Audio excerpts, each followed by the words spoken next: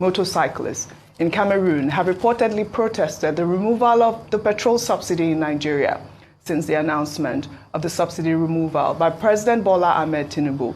During his inaugural speech, there's been reports of the adverse effects in neighboring countries like Cameroon, Ghana, Benin Republic, and as far as Sudan, as countries have reportedly relied on the smuggle of petrol from Nigeria over the years. In a video that has now gone viral, commercial motorcyclists in Garoua Cameroon were seen expressing their dissatisfaction with the petrol subsidy removal in Nigeria and warning the people of Cameroon that transportation will increase since access to Nigeria's oil has become difficult, while criticizing Bola Ahmed Tinubu. Rufai, I'm coming to you on this story. I know you just came from Abidjan, but you know that is the story that has been out there. The fact that our petrol has been smuggled to neighboring countries, and you can see there that they are threatening. And I think, this is also a plus to the subsidy removal at this point. This is what we're supposed to be seeing.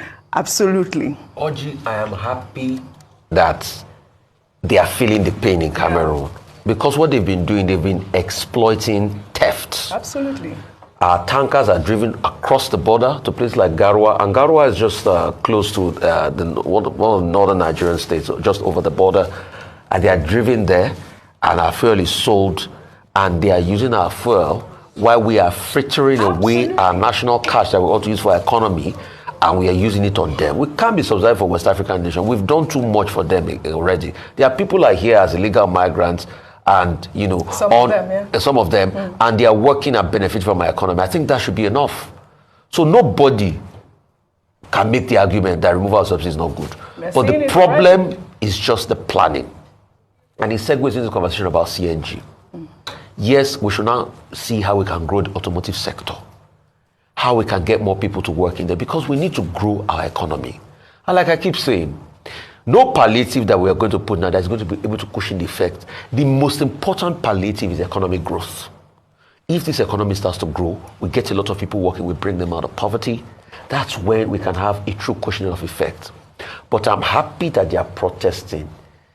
I'm sad to say that their pain now is my joy in Cameroon. Because you know what? Their joy before used to be our pain here, because they were stealing from our resource in connivance with some of our own Nigerians, that they should be disgraced and they should be ashamed of themselves. But anyway, we gave them the chance to steal because the arbitrage was so much.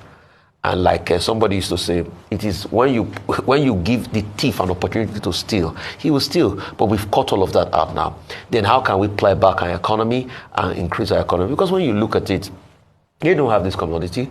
They do not have the refineries. So maybe when we set up more refineries, we'll be able to sell to them too, and they will buy a premium. Like you were saying, I was in Abidjan, and the per liter is 850. 850 CFR. Hope you even know that the CFR, the economy of Nigeria has gone so bad that the CFR is ahead of Nigeria now. It is now 700 CFR to 1,000 naira. Formerly Oji, I remember in the early 2000s when I went to Benin and Lomé, we used to change 150 naira to 1,000 CFR. It is now 700 CFR to 1,000 naira. That's to show you how decadent our economy has been. But Nigeria is going to resuscitate. We're going to go back up. We're going to do well. And we're going to eclipse and show that we're truly the giant of Africa. Audrey, this country is great and it will do well. Absolutely. We believe it, but we'll keep supporting government with our criticism. It's very important.